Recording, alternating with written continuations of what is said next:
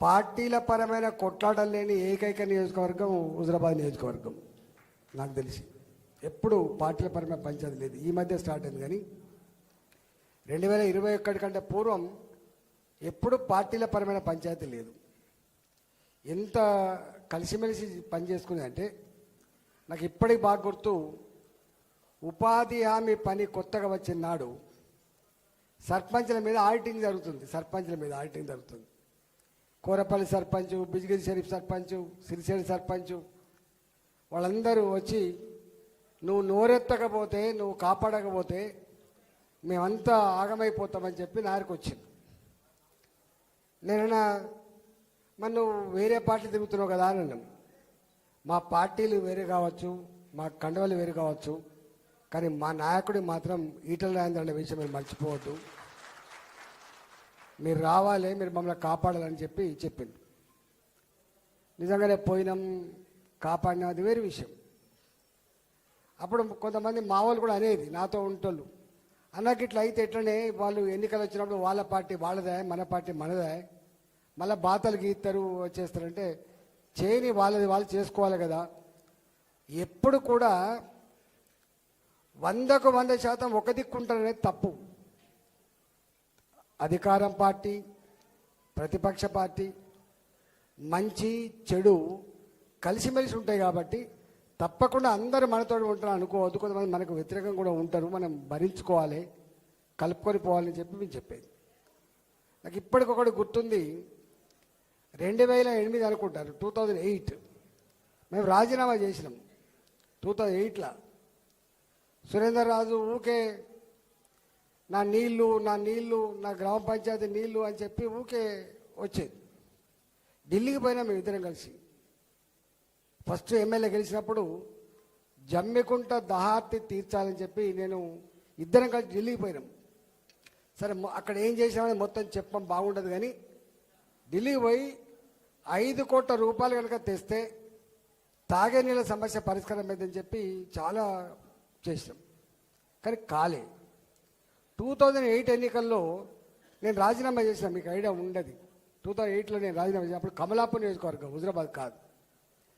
రాజశేఖర రెడ్డి గారు జమ్మికుంటకు వచ్చి ఎన్నికల ప్రచారం చేస్తూ ఆయన అన్న మాట ఏంటంటే, ఇగో మీరు కాంగ్రెస్ పార్టీని గెలిపించండి, ఈటల రాజేందర్ గారిని ఓడగొట్టండి, మీకు 40 కోట్ల రూపాయలు తాగే నీళ్ళ కోసం ఇస్తా అని చెప్పి జమ్మికుంట చౌరస్తాలో మాటిచ్చిపోయిండు. అంతేనా? ఇచ్చిపోతే మీకు ఆ సందర్భం ఎందుకు చెప్తున్నా అంటే 17 మంది ఎమ్మెల్యేలు రాజీనామా చేస్తే అప్పుడు గెలిచిన కేవలం 7 మాత్రమే. ఆ 7 ఒకటి పాత కమలాపూర్ నియోజకవర్గ ఎమ్మెల్యే. ఇంకా రెండో గొప్పతనం ఏంటంటే 2004లో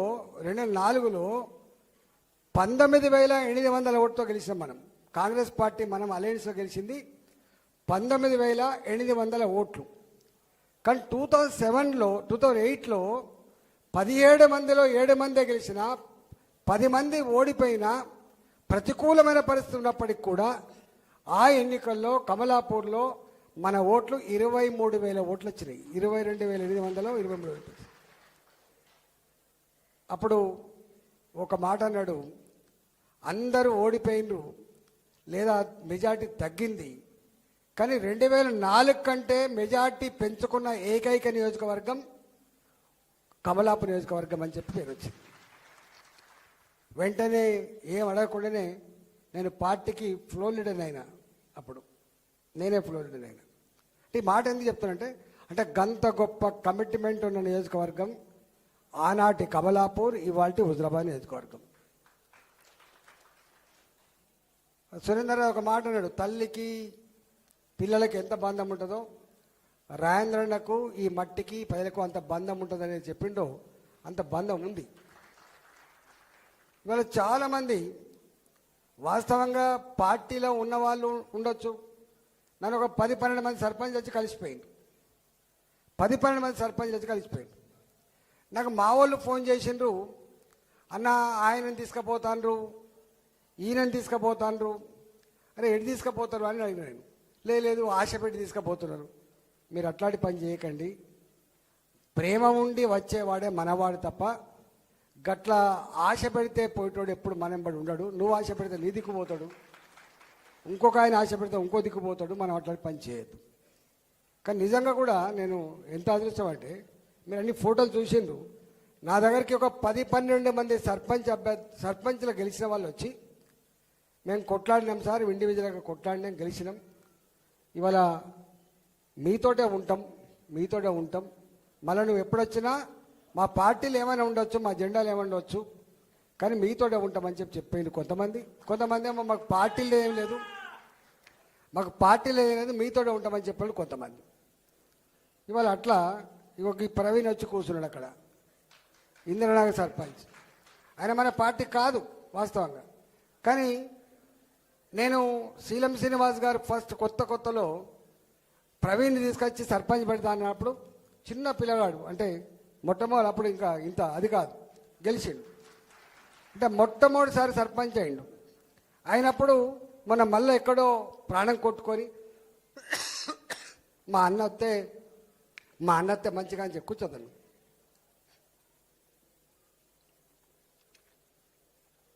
మా అన్న వస్తే మంచిగా అని చెప్పి తీసుకుపోయాడు ఆయన. ఇక రెండు ఉన్నాయి. కొంతమంది ఏమో అన్నత్తే మంచిగుండు అని చెప్పి తీసుకుపోయిన వాళ్ళు ఉన్నారు. చెలుపురు కూడా పోయినా నేను, నువ్వు రావాలి సార్ అంటే పోయినా, ఇంకా వేరే దగ్గర కూడా పోయినా నేను. కొద్దిమంది ఏమో అన్న ఫోటో పెట్టుకుంటే పైసలు, అదంతా చిన్న పని, అది మనం మాట్లాడదు ఎప్పుడు. కానీ ఇవాళ ఒకటే మీ అందరికి విజ్ఞప్తి చేస్తున్నాం, ఇక్కడ అనేక మంది సర్పంచులు నాతో 25 సంవత్సరాల కాలం పాటు కలిసి పనిచేసిన వాళ్ళు గెలిచిండ్రు. ఇంతకుముందే శమరుపల్లె నుంచి వచ్చిండ్రు సర్పంచ్ గారు. మేమందరం కలిసి గెలిపించుకున్నాం సార్, ఇక వచ్చినాం, మీతోటే మేము ఉంటాం, మాకు రాజకీయాలతో కంటే కూడా రాజేంద్రులతో ఉండే బంధమే ఎక్కువ అని చెప్పి వచ్చిండ్రు. నువ్వు ఎట్లా అంటావు? అట్లా సర్పంచ్ ఎన్నికలలో పార్టీ జెండాలు ఉండవు, సర్పంచ్ ఎన్నికలలో గుర్తులు కూడా ఉండవు, ఇక్కడ ఇండివిజువల్గా ఉంటాయి. అయినా సపోర్ట్ ఉంటుంది, గీన సపోర్ట్ అని. ఒక్కొక్కసారి ఇద్దరు ఉంటారు, ముగ్గురు కూడా ఉంటారు ఊళ్ళల్లో. రాజేంద్రన్న ఫోటో పెట్టుకుంటే ఇద్దరు ఉంటారు, రాజేంద్రన్న ఫోటో ముగ్గురు కూడా ఉంటారు. ఎవరి పంతానం మీద వాళ్ళు, ఎవరి ప్రజల పలుకుబడి మీద ఆధారపడి వాళ్ళు గెలిచి వస్తారో అది వేరు విషయం. ఇవాళ మా సర్పంచ్లకి ఉప సర్పంచ్లని వార్డు మెంబర్లని గెలిపించిన హుజరాబాద్ ప్రజానీకానికి శిరస్సు వంచి నమస్కరిస్తున్నా. ఫస్ట్ మీరు ఏ విశ్వాసాన్ని, ఏ నమ్మకాన్ని మా మీద పెట్టిండో ఆ విశ్వాసం, ఆ నమ్మకాన్ని మా వాళ్ళు తూచా తప్పకుండా నెరవేరుస్తారని చెప్పి ఆశిస్తున్నాం, మీకు హామీ ఇస్తున్నాం. వారికి తోడుగా తప్పకుండా నేను కూడా ఉంటా అని చెప్పి ఆనాడన్నా మళ్ళీ ఇవాళ కూడా మాటిచ్చిపోతున్నా. గెలిచిన సర్పంచ్లకి, గెలిచిన ఉప సర్పంచ్లకి, వార్డు మెంబర్లందరూ కూడా ధన్యవాదాలు తెలియజేస్తూ ఉన్నాం. మీరు ఎంత కష్టపడి గెలిచినో నాకు తెలుసు. అంటే ఓట్లు, నేను పార్లమెంట్ సభ్యుడు గెలవడం చాలా తేలిక, కానీ వార్డు మెంబర్ గెలవడం మాత్రం చాలా కష్టం. ఎందుకు? నేను ఒక చిన్న ఎగ్జాంపుల్ చెప్తా. ఇక్కడ రాణా ప్రతాప్ అని వచ్చుంటాడు, ఇక్కడ ఉప్పల్ల రాణా ప్రతాప్ ఉన్నాడా? ఇక్కడ శబరిమల పేట. ఆయన మా విద్యార్థి నాయకుడు, నాతో పాటు ఉంటాడు. ఆయన తండ్రి లేడు, తల్లి మాత్రమే ఉంటుంది. ఆయన పిల్లగాడు నేను వార్డు మెంబర్ వేస్తాను వేసిండు. ఆయన మీద నిలబడ్డ ఆయన ఒక మాజీ ఎంపీటీసీ, మాజీ సర్పంచ్, రేపు గెలిస్తే మళ్ళీ ఉప సర్పంచ్ కావాలని చెప్పి వేసిండు. నేను వేరే వాళ్ళని ఎవరికి కించపరచడం కోసం మాట్లాడతాను. 5 పైసల బిల్ల లేదు ఆ రాణా ప్రతాప్ దగ్గర, 5 పైసల బిల్ల లేదు. వచ్చిండు జీపెక్కి, నేను ఎన్నికల ప్రచారం అయిపోయిందా జీపెక్కిండు. అన్న నన్ను ఒకసారి భుజం మీద చేసి ఒక్కసారి చెప్పిపో అన్న, డబ్బు లేనోడు పేదోడు నీ తమ్ముడని చెప్పు అన్న అని చెప్తే, నేను ఆయనను తీసుకొని భుజం మీద చేసి, ఇక మా తమ్ముడు నా కొడుకు లాంటోడు, వీడికి 5 పైసల బిల్ల లేదు, పేదోడు, నువ్వు గెలిపించు, సర్వీస్ చేస్తానని చెప్పినాం. ఆయన మెజార్టీ ఎంత తెలుసా? వార్డు మెంబర్గా 216 మెజార్టీ 200 మెజార్టీ వచ్చింది. 3,000 రూపాయలు ఇచ్చిన వాడికి 3,000 రూపాయలు ఓటుకి ఇచ్చిన వాడికేమో 16 ఓట్లు వచ్చినాయా, 16-17 వచ్చినాయి. కానీ రూపాయి ఇయ్యనటువంటి వానికి 264-270 ఓట్లు వచ్చినాయి. అంటే ప్రజలు ఎంత గొప్పవాళ్ళో చెప్తున్నాను. ప్రజలు ఒక్కొక్కసారి ఇప్పుడు అట్లాంటి మా సతీష్ ఉన్నాడు ఇక్కడ. సతీష్ ఈ మొత్తం నియోజకవర్గంలో వాస్తవంగా ఫస్ట్ జమ్మికుంట గ్రామ పంచాయతీ పెద్దది ఉండే, హుజరాబాద్ గ్రామ పంచాయతీ పెద్దది ఉండే. ఆ 2 మున్సిపాలిటీలు అయిన తర్వాత పెద్ద గ్రామం కమలాపూర్ గ్రామం. దీని ఓట్లు 9,800 ఓట్లు, 9,800 ఓట్లు. ఇక ఆయన ఒకరిని పెట్టిండు, 2 కోట్లు ఖర్చు పెడతాడట, 3 కోట్లు ఖర్చు పెడతాడట, 4 కోట్లు ఖర్చు పెడతాడంటే మరి సతీష్ అంటే దగ్గర 5 రూపాయల బిల్ల లేదు. సతీష్ అంటే దగ్గర 5 రూపాయల బిల్ల కూడా లేదు. ఆయన ఏదో ప్రెస్ను నమ్ముకొని జీవిస్తాడు. నేనన్నా మరి సతీష్ నువ్వు పోటీ చేస్తా అంటున్నావు, మా రవికుమార్ ఉన్నాడు ఇక్కడ మాజీ సర్పంచ్. మరి అవు రవి నీవంటున్నావు అప్పుడు పైసలు ఉండే జోరుగా ఖర్చు పెట్టి గెలిచినావు, మరి సతీష్ సంగతి ఏందని చెప్పి నేను అడిగిన. ఇక ఆయన దగ్గర పైసలు లేవు కానీ గెలిపిస్తాం. సరే ఏమేమి జరిగిందనేది అది వారు ఎప్పుడైనా పర్సనల్ కలిసినప్పుడు చెప్తారు. కానీ ఆయన మెజారిటీ 2,165 మెజార్టీ. అంటే పక్కకే ఉంటుంది మా కళాధర్ వాళ్ళ వైఫ్, వారి పేరేంటి, వనిజకి పక్క గూడూరు ఉంటుంది. వాళ్ళ మెజార్టీ 900 అనుకుంటా నాకు తెలిసి. ఇక్కడ మా రవి ఉన్నాడు గుండేడు, ఆయన మెజార్టీ కూడా 900 అనుకుంటా. అంటే ఎందుకు చెప్తున్నా ఈ మాట అంటే ఇవాళ ప్రజలలో ఉన్న వాళ్ళకు డబ్బులు లేకపోయినా డబ్బులు ఉన్నా ఆదరిస్తాడనడానికి మా సతీషే పెద్ద ఉదాహరణ. దానికి మా కళాధారి మీద చాలామంది కోపం ఉంటుందన్న అట్లుంటే ఉంటుంది. ఎట్లా ఊరంతా ఒకవైపు ఉంటుంది, ఊసరి వెళ్ళి కూడా ఉంటారు, అట్లా ఉండకపోతే ఊరు కాదు అది అని చెప్పేది నేను. సరే కొట్లాడిండ్రు. ఇలా ఓడిపోయిన వాళ్ళకు కూడా ఇలా మామూలుగా పాపం మా కమలాపూర్ మండలం కిషన్ రెడ్డి గారు ఉన్నారు కన్నూరులో, కొట్లాడిండు పాపం, పేగులు తెగబోదా కొట్లాడిండు. ఇవాళ భీంపల్లిలో కొట్లాడిండు. అంతా అన్ని ఊళ్ళలో కొట్లాడిండు. కానీ అన్నిట్లో కూడా కొద్దిగా మా సామ్రాజ్యం ఒకటే ఓటుతో ఓడిపోయింది. ఇవాళ మా రాజు శనిరంలో గెలిచిండు. 3-2 2-2తో గెలవచ్చు అంటే ఆ 2-2తో గెలవడమే గొప్ప చరిత్ర ఆ శనిరం ఊర్లో, అంత పెద్ద చరిత్ర. అట్లా ఇవాళ అనేక దిక్కుల మనం పోయి గెలిచిన ఊర్లు ఉన్నాయి, మనం పోకుండా గెలిచిన ఊర్లు ఉన్నాయి. నేను తిరుగుతున్నప్పుడు కూడా చాలామంది ఊళ్ళల్లో ఎందుకు వచ్చినామన్నా మీరు లేమా, ఎవరు గెలిచినా మీ దగ్గరికి వస్తాం కదా అని చెప్పి ఇక మా సంపత్రావుతో ఊరికి అనేది, మా శ్యామ్తో ఇట్లా ఎందుకు ఎందుకు వస్తాడు మేము లేమా. సురేందర్ రాజు కూడా అనేది, అరే మేము నిజంగా అప్పుడు అంతకుముందు సర్పంచ్ ఎన్నికలప్పుడు ఎప్పుడు పోకపోతుంటుంది, ఊళ్ళలోకి పోకపోతుంటుంది. ఒక ఎంపీటీసీ ఎన్నికలకు జడ్పీటీసీ ఎన్నికలు మాత్రమే పోతుంటుంది. కానీ ఈసారి ఎందుకు పోయినామంటే సెంటిమెంట్ ఎక్కడ, 25 ఏళ్ళు నీతో ఉన్నాం, మమ్మల్ని వదిలిపెట్టి అర్ధాంతరంగా పోయినావు.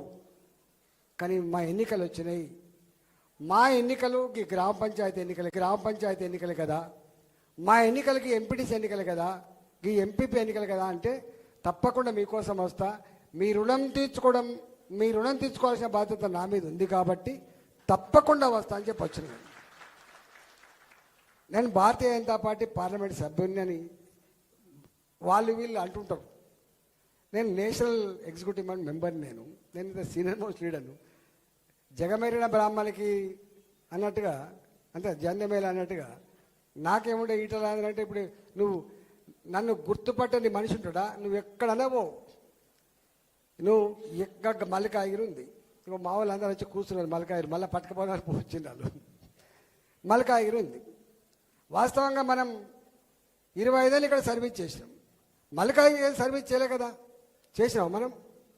మల్లికాగిరికి ఏమైనా బోర్ వేసినామా, మల్లికాగిరికి ఏమన్నా రోడ్ వేసినామా, మనం ఏమైనా చేసినామా? కానీ మల్కాజ్గిరిలో ప్రజానీకం ఒకటే నిర్ణయించుకున్నారు, అరే రాజేంద్రనను పోగొట్టుకోవద్దు, రాజేంద్రను నిలబెట్టుకోవాలి, రాజేంద్ర నిలబడితే పేదల గొంతుకై కొట్లాడతాడు, రేపు ప్రభుత్వాన్ని ప్రశ్నిస్తాడు. ఇది వాళ్ళు. అందుకని 75 రోజుల పోగానే బ్రహ్మాండమైనటువంటి 4 లక్షల మేడతో గెలిపించారు. ఇవాళ పొద్దున్నే ఎందుకో మా వాళ్ళందరూ అంటున్నారు, ఎట్లుందా అంటే అన్న నువ్వు మళ్ళా రేపు ఎన్నికలు వస్తాయి, మా దగ్గర మున్సిపాలిటీ ఎన్నికలలో మీరు ఈ 15-16 నెలలుగా తిరిగిన సర్వీస్, నువ్వు తిరిగిన తిరుగుడు, నువ్వు చేస్తున్న పని, నీ పని విధానం అంతా కూడా మా వాళ్ళు నచ్చింది. 100% ఇక్కడ మాత్రం బ్రహ్మాండం గెలుస్తామని చెప్తున్నారు మా వాళ్ళు. ఈ పార్లమెంట్ పరిధిలో హైదరాబాద్లో 3 జోన్లు ఏర్పడితే, ఒకటి హైదరాబాద్ జోను, ఒకటి సైబరాబాద్ జోను, ఇంకోటి మల్కాజ్గిరి జోన్ ఏర్పడితే, మల్కాజ్గిరి ఒక దగ్గర మీకు తెలుసో తెలియదో 300 ఉంటే మా దగ్గరనే 107 కార్పొరేషన్లు ఉన్నాయి, కార్పొరేటర్లు ఉన్నారు. 107 కార్పొరేటర్లు, 9 మంది నీకు కంటోన్మెంట్ ఉంటారు, 3 మున్సిపాలిటీ, సగం హైదరాబాద్కి ఇలా గీత గీసినట్టే ఉంటుంది. అంటే అర్థం ఏంటంటే వట్టిగా బాయి చెప్తానో ఉపన్యాసాలు ఇస్తానో పని కాదు. నేను ఒక చిన్న ఈ సందర్భంగా ఎగ్జాంపుల్ చెప్పిపోతా. ఇక బొడిగ శోభమ్మ ఉన్నది ఇక్కడ, వారి కాన్స్టిట్యున్సీ చొప్పదండి. కరీంనగర్ నుంచి వెళ్ళి మనం వెమ్లవాడకు పోయేటువంటి సిరిసిల్లపై రోడ్డు ఉంటుంది. ఆ మానేరు వాగు మీద, అది దాని వాగేంది, వాగు పేరేంది, వాగు పేరు లేదా, వేములవాడ వాగు ఉంటుంది. శబాష్పల్లి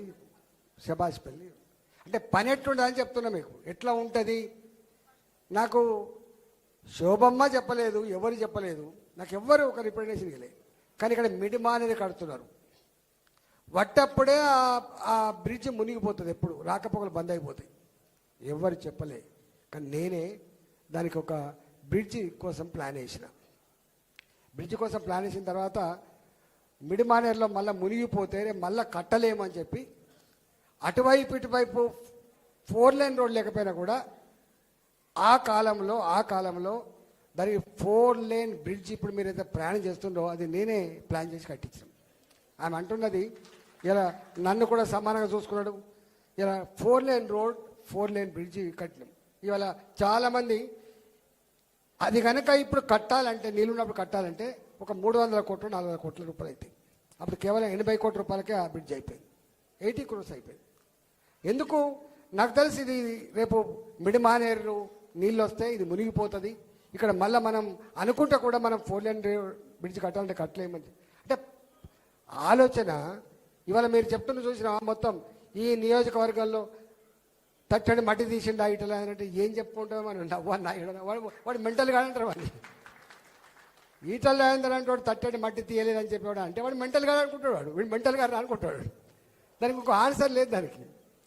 ఎందుకంటే మొన్న వర్షాలు పడ్డాయి, కనీ ఎరగని వర్షాలు పడ్డాయి. కనీ ఎరగని వర్షాలలో ఏ ఒక్క గ్రామం కూడా ఇక మా ఊర్లో వాగు దాటరిత్తలే అనేటువంటి ఊరు ఉందా ఎక్కడన్నా? 22-23 బ్రిడ్జ్లు కట్టినామమ్మా, 22 23 కట్టినాం. అట్లా పనిచేస్తేనే ఇలా ఉత్తగానే రాజేందర్ అన్న నువ్వు వాటికనే ఉత్తగానే ప్రేమించారు. కొంతమంది అంటారు ఇక ఉద్యమకాడు అనగానే అయిపోయిందని. అరే ఉద్యమాలప్పుడు ఉద్యమాలు చేసినాం భయ్, ఉద్యమాలప్పుడు ఉద్యమం చేసినాం, మంత్రులుగా ఉన్నప్పుడు మంత్రుల పని కూడా చేసినాం. ఇవాళ మళ్ళీ ప్రతిపక్షాలు ఉంటే ప్రతిపక్ష పని చేస్తున్నాం. ఎప్పటి పాత్ర అప్పుడు పోషిస్తున్నాం తప్ప ఎక్కడ కూడా మా ఒక రోజు లీవులో పెట్టో లేకపోతే మేము లేమనో. నాకు తెలిసి నా 20-25 చరిత్రలో జ్వరం వచ్చింది పడుకున్నాడు రెస్ట్లో ఉన్నాడు అనేటువంటి మాట ఎప్పుడైనా విన్నామా? మేము గట్లా పని చేసినాం. నేను ఒకటే ఇవాళ ఓడిపోయిన సర్పంచ్లకి, ఓడిపోయిన వార్డు మెంబర్లకి, గెలిచిన సర్పంచ్ విజ్ఞప్తి చేస్తున్నా, గెలిచినా ఓడినా ప్రజల్ని పట్టుకొని ప్రజల మధ్యలో ఉండి వాళ్ళకి ఏం పని ఉంటుంది చెప్పండి? పోలీస్ స్టేషన్ పని ఉంటుంది, ఓ ఎంఆర్ఓ ఆఫీస్ పని ఉంటుంది, ఓ ఎంపీడీ ఆఫీస్ పని ఉంటుంది. వాళ్ళ పిల్లలకి అక్కడ సంబంధాలు అందుకుని అక్కడ పంచాయతీలు ఉంటాయి. నా బిడ్డని తీసుకుపోతలేడు, నా కోడలు వస్తలేదు, లేకపోతే ఇంకా పంచాయతీలు ఉంటాయి, చిన్న పంచాయతీలు ఉంటాయి. వాళ్ళకు కో అంటే కో అనే బిడ్డలాగా ఉండాలి. కో అంటే కో అనే బిడ్డలాగా ఉండాలి. పంచాలు చెప్పే పెద్ద మనుషులం కాదు మనం. పంచాలు చెప్పే పెద్ద మనుషులం కాదు మనం. వాళ్ళకు అవసరం వచ్చినప్పుడు వాళ్ళ కుటుంబ సభ్యులాగా ధైర్యం ఇచ్చి వాళ్ళకు ధర్మం ఏదో ఆ ధర్మాన్ని ఆచరించేటువంటి పని కనుక చేస్తే మనకు 4 కాళ్ళ పాటు భవిష్యత్తు ఉండే ఆస్కారం ఉంటుంది. కాబట్టి గెలిచినటువంటి మా వార్డు మెంబర్లు, ఉప సర్పంచులు, సర్పంచులు రేపు తప్పకుండా ఇలా ఈ నియోజకవర్గంలో తెలుస్తుంది ఎవరు ఏంది అనేది. మిమ్మల్ని మీకు మాట ఇచ్చిన నేను ఏమని వస్తా తప్పకుండా నాకు తీరకపోయినా కూడా వస్తాను. పార్లమెంట్ ఉన్నా కూడా వచ్చిపోయినా నేను. ఎవరి రాష్ట్రంలో ఒక ఎంపీ ఊర్లో పడి తిరిగినా నేను. ఎందుకు మీకోసం తిరిగినా నేను. నాకు 2021లో అంతకంటే ఇంతకుముందు చెప్పిన 2008లో ఇలా మీరు ఏనాడు కూడా ప్రలోభాలు ఉన్నప్పటికీ కష్టకాలంలో నాకు అండగా ఉన్న వాళ్ళు కాబట్టి మీ రుణం తీర్చుకోవాలని చెప్పి వచ్చిన తప్ప నాకు ఇంకో ఎజెండా లేదు.